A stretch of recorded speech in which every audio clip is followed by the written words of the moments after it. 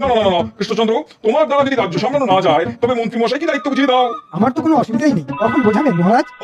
দায়িত্ব বুঝে নেবার জন্য যেন একেবারে অধৈর্য হয়ে পড়েছে। একবার নবাবকে সামলে ফেলি, তারপর ওকে টের পাওয়াচ্ছি। বেশ, তাহলে জাহাপনা এখন বিশ্রাম করুন, পরই না হয় সকলের অভাব অভিযোগ শুনবেন।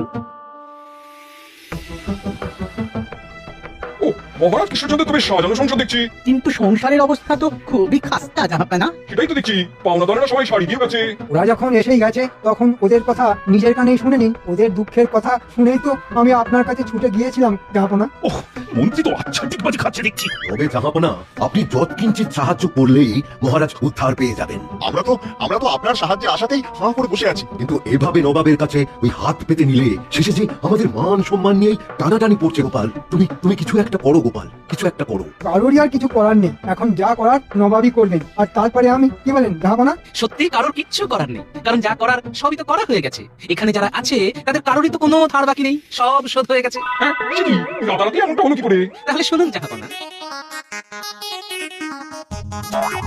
আপনি আসবেন তাই অতিথি আপ্যায়নের জন্য মহারাজ ভোলা ময়রার কাছে দুধ, ঘি, মিষ্টি বায়না করেছিলেন। সেটা আপনার দেওয়া ওই 500 মোহর দিয়েই মিটিয়ে দিয়েছেন। আমি আবার সেই মোহর পেয়ে ওই দুধওয়ালার কাছে যে ধার ছিল তা চুকিয়ে দিলাম। আমিও ওই মোহর পেয়ে যার গরু সেই মহাজনের দেনা শোধ করে দিলাম। আর আমি গরু কেনার জন্য মহারাজের কাছ থেকে ঋণ নিয়েছিলাম, সেটাও এই অর্থ পাওয়ার সঙ্গে সঙ্গে শোধ করে দিয়েছি।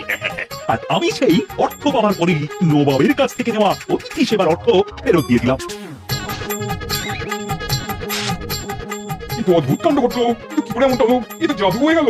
আমারও কেমন না যেন গোলমাল গোলমাল লাগছে। কোনো গোলমাল নেই, আসলে সবারই ভুল ধারণা হলো মোহর আমার। এই দেখুন না, না কেউ কিছু নিল আর না কেউ কিছু দিল, অথচ সবার হিসেব চুকে গেল। হ্যাঁ তাই তো। না না না না, আমার মাথাটা কেমন ভূ ভূ করছে। গোপাল এমন ভাবে সব বুঝিয়ে দিল যে নবাবের তো মাথাটাই ঘুরে গেল। তবে আপনার কাছে যে মোহর ফেরত এসেছে তাতে কিছু মোহর কম আছে। কেন কেন কম থাকে কেন? কারণ মাঝখান থেকে মন্ত্রী মশাই সবার কাছ থেকে কিছু না কিছু চেয়ে বসেছেন। হ্যাঁ জাহাপানা, মন্ত্রী মশাই আবার বলেছেন আমাদের ধার শোধ হয়ে গেলে ওনাকেও যেন কিছু ওই ভাগ দিই, তাই আর কি। এই মরেছে। হ্যাঁ তাই নাকি? মন্ত্রী পিটি পিটি এরকম প্যান্ট? এখন আমি বুঝতে পেরেছি মন্ত্রী কেন আমাকে জামাই আদর করে এখানে ডেকে এনেছে। না না না, মন্ত্রীকে যা শাস্তি দেওয়া তা আমি দেবো। হ্যাঁ দিন না, আমার কোনো আপত্তি নেই। মহারাজের বিরুদ্ধে ষড়যন্ত্র করার জন্য মন্ত্রী 6 মাসের বেতন বন্ধ করা হোক। বেশ তাই হবে। এই মন্ত্রী, তুমি খুশি তো? আমি মরে যাবো মহারাজ, এবারের মতো আমাকে ছেড়ে দিন জাহাপনা। ওরে বাবা রে, আমার একই সর্বনাশ হলো রে। ওরে বাবা রে, ও মা রে। তোমাকেও ছাড়ছি না গোপাল, তোমার কপালেও কিছু নাচছে, আর সেটা হলো এই মোহরের তুলি। এটাই তোমার বুদ্ধি পুরস্কার।